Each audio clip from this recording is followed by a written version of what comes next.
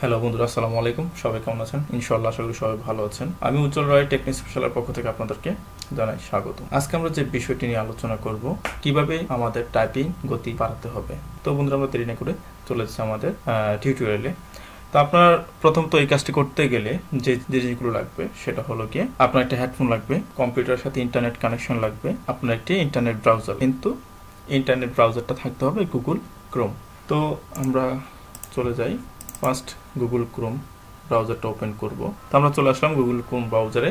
দেন আমাদের এখানে আমাদের জিমেল অ্যাড্রেসটা আমরা সবাই লগ ইন করবো। লগ ইন করার পর আমাদের পাশেই থাকবে একটি গুগল অ্যাপস।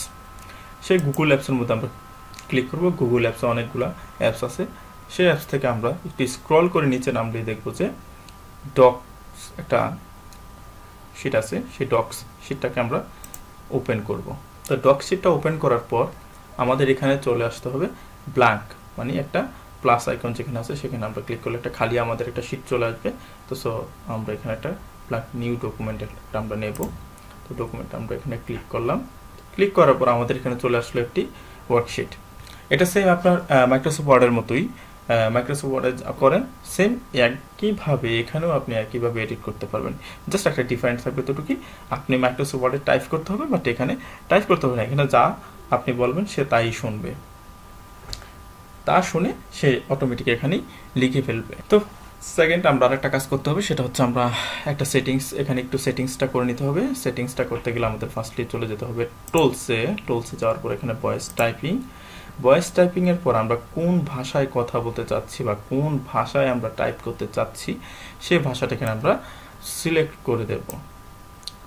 এখানে স্ক্রল করলাম, দেন আমি বাংলায় টাইপ করতে চাচ্ছি। সো আমি এখানে চলে আসছি, এই তো চলে আসছে বাংলাদেশ। ইফ বাংলায় আমি টাইপ করবো বিদায় বাংলাদেশ ফ্রন্টটাকে আমি সিলেক্ট করে দিলাম, ল্যাঙ্গুয়েজটা। দেন আমার কাজ শেষ। এখন আমরা এখন এই মাইক্রোফোনটাতে ক্লিক করব। ক্লিক করার পর দেখেন বন্ধুরা, এখন আমি মুখে যা বলবো তা লেখায় পরিণত হয়ে যাবে।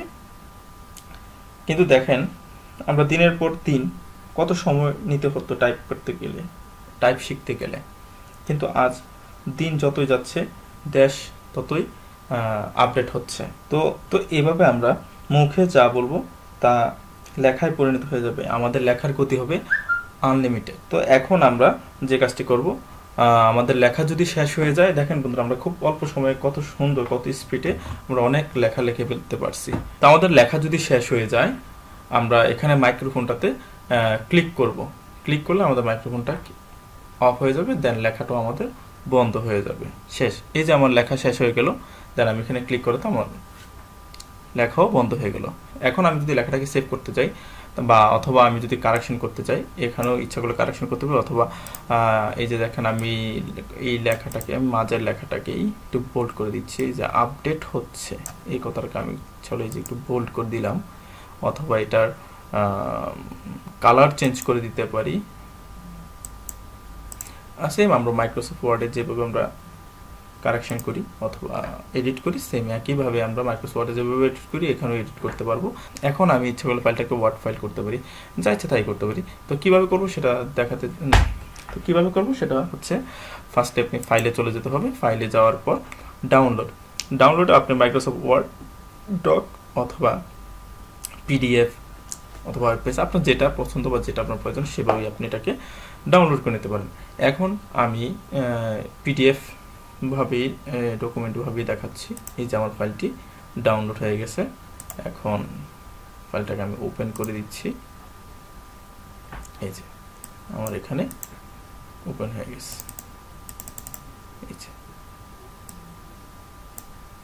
টিউটোরিয়ালটি কেমন লাগলো অবশ্যই আমাকে কমেন্টসে জানাবেন, আর যদি ভালো লেগে থাকে অবশ্যই আমার চ্যানেলটাকে সাবস্ক্রাইব করবেন, আর সাথে থাকা বেল আইকনটিতে ক্লিক করে অবশ্যই নতুন নতুন ভিডিও পেতে সাথে থাকবেন। ধন্যবাদ।